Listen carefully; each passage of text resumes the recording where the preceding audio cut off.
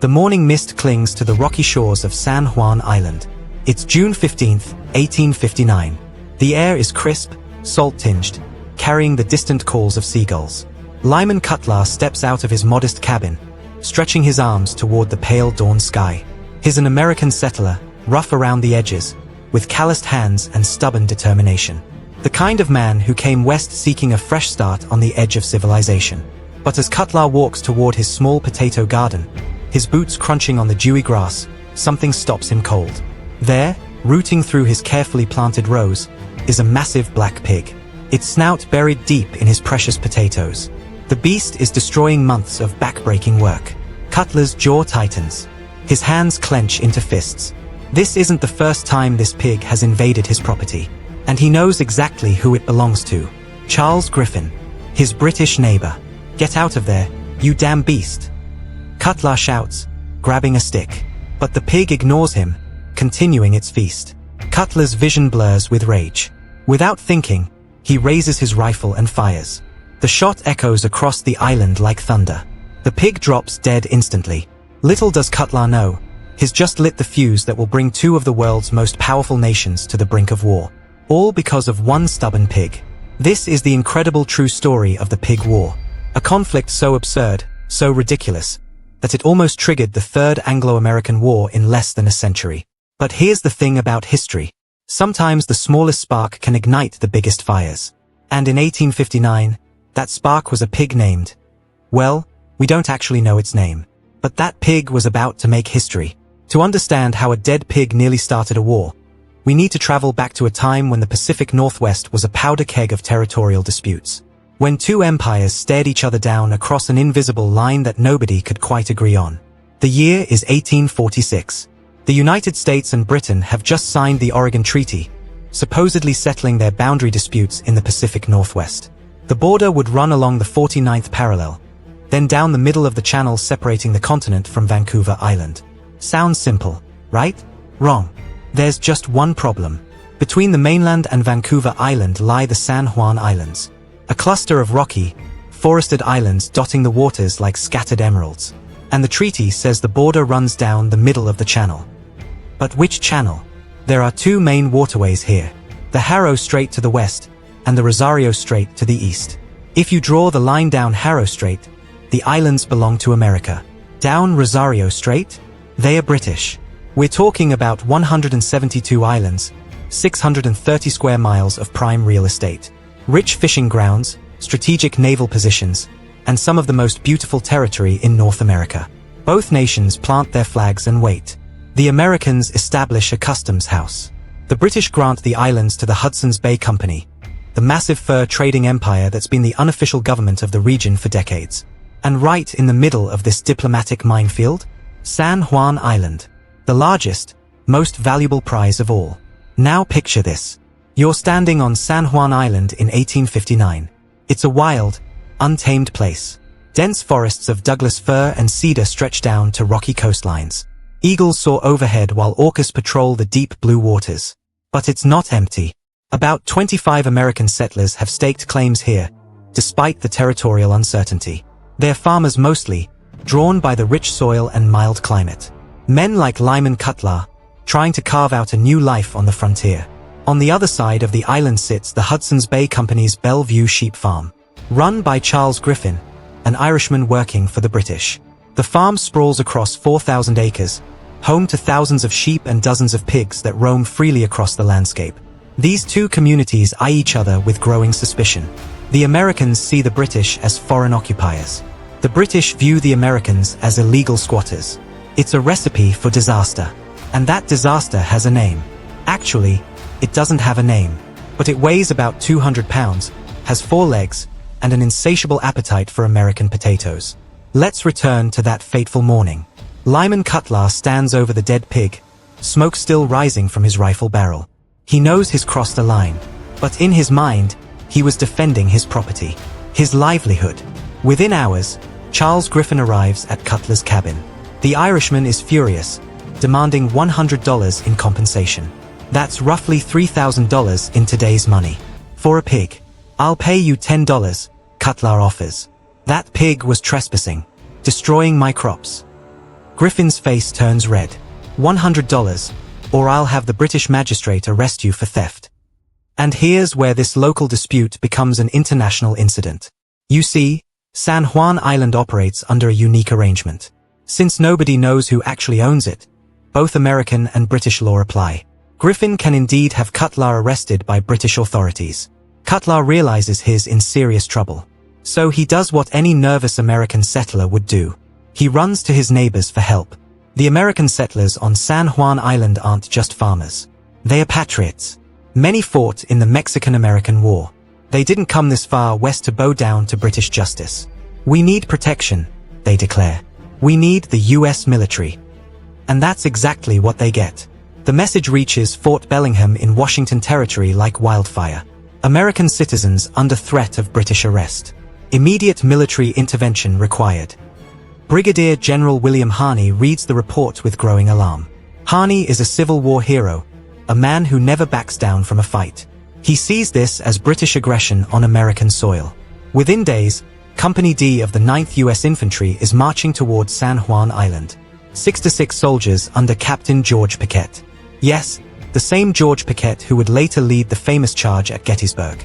But right now, Piquet is a young, ambitious officer eager to prove himself. And he's been given clear orders: protect American settlers from British interference. On July 27, 1859, American soldiers establish Camp Piquet on the southern shore of San Juan Island. They position their cannons toward the water, ready to repel any British landing. The British response is swift and overwhelming. Captain Geoffrey Phipps Hornby of the Royal Navy receives urgent orders from Victoria: prevent American military occupation of British territory. Within 72 hours, 3 British warships appear in the waters off San Juan Island: HMS Tribune, HMS Satellite, and HMS Plumper. 96 guns trained on the American position. But Hornby isn't just flexing naval muscle. He's preparing to land 2,000 Royal Marines and British soldiers on the island. A full invasion force. Captain Piquet watches through his spyglass as British landing craft circle his position like sharks. He has 66 men. They have 2,000. What would you do? The tension is suffocating. 2 of the world's great powers stare each other down across a few hundred yards of rocky shoreline. One wrong move, one nervous trigger finger, and the Third Anglo-American War begins. But then something remarkable happens. Captain Hornby receives new orders from Rear Admiral Robert Baines, the British naval commander in the Pacific. The message is brief but crystal clear: do not engage American forces without direct authorization from London. Baines understands what's at stake. Britain is already dealing with the Indian Rebellion, tensions in China, and growing problems in Europe. A war with America over a pig would be catastrophic. Meanwhile, back in Washington, D.C., President James Buchanan receives word of the standoff. He's horrified. The last thing America needs is a war with Britain. The country is already fracturing over slavery, teetering on the edge of civil war. Buchanan sends General Winfield Scott, the Army's commanding general, to the Pacific Northwest with emergency orders: defuse this situation immediately. But on San Juan Island, both sides continue to reinforce. The Americans bring in more troops. The British add more ships. By late August, there are 400 American soldiers facing down a British fleet carrying 2,000 men. The world holds its breath. General Scott arrives in the Pacific Northwest like a diplomatic hurricane. He's 73 years old, a veteran of the War of 1812, the Mexican-American War, and countless frontier conflicts. If anyone can prevent this powder keg from exploding, it's Winfield Scott. Scott immediately meets with Admiral Baines, 2 old soldiers who understand the cost of war. Within hours, they reach a gentleman's agreement: joint military occupation. Both nations will station small forces on San Juan Island until the boundary dispute can be resolved through proper diplomatic channels. No more than 100 men each. No aggressive actions. No arrests of civilians without mutual consent. It's a masterpiece of compromise. But it creates one of the strangest military situations in history. For the next 12 years, American and British soldiers share the same island. They establish camps on opposite ends, close enough to keep watch on each other, far enough apart to avoid daily friction.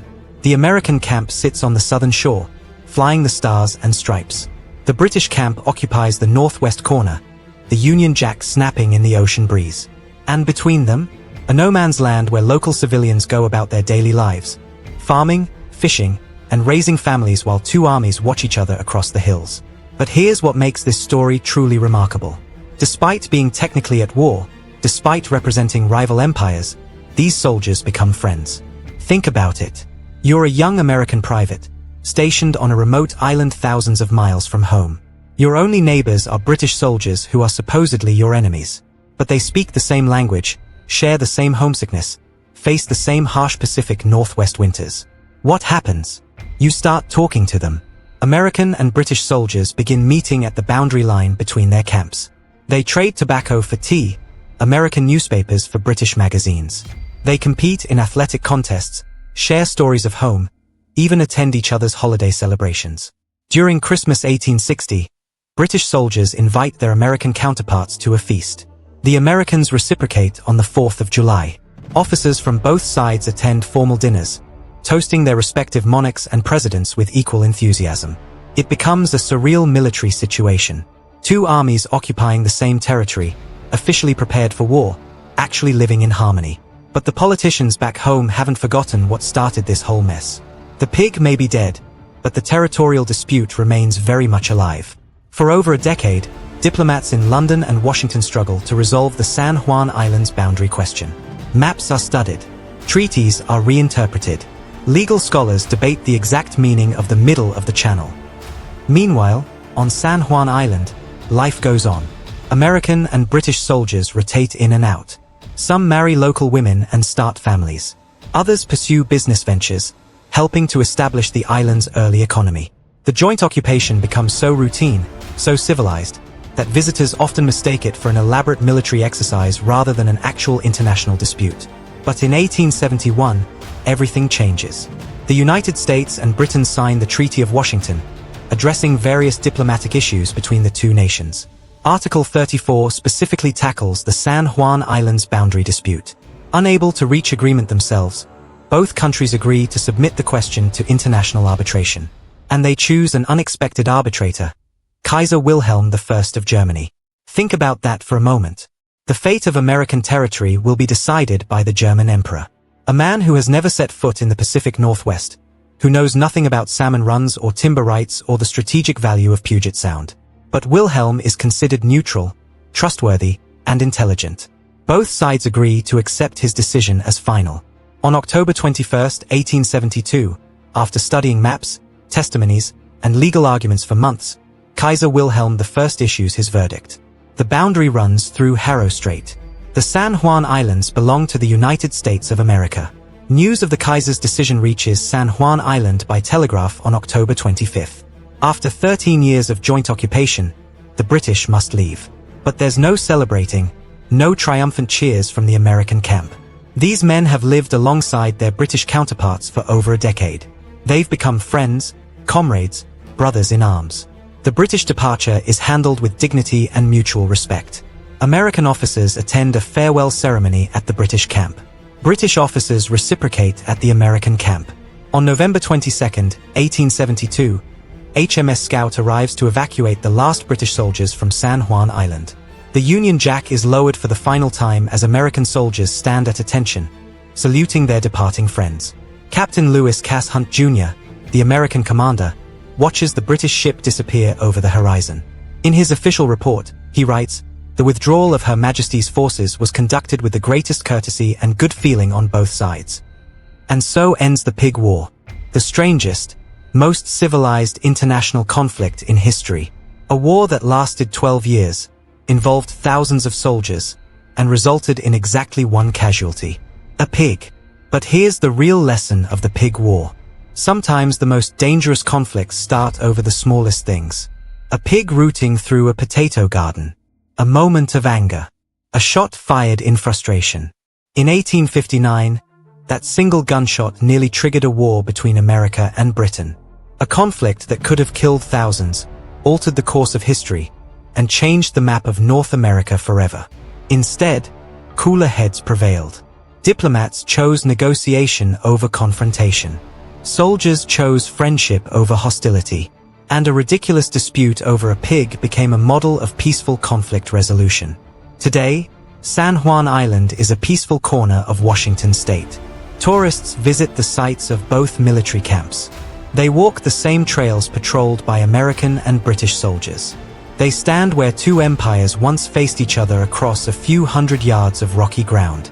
And somewhere in the island's soil, probably forgotten beneath decades of Pacific Northwest rain, lie the bones of one very famous pig. The pig that almost started a war, but instead taught the world that even the greatest conflicts can be resolved through patience, wisdom, and a little bit of common sense. If you enjoyed this incredible story from history, hit that subscribe button. There are so many more unbelievable tales waiting to be told.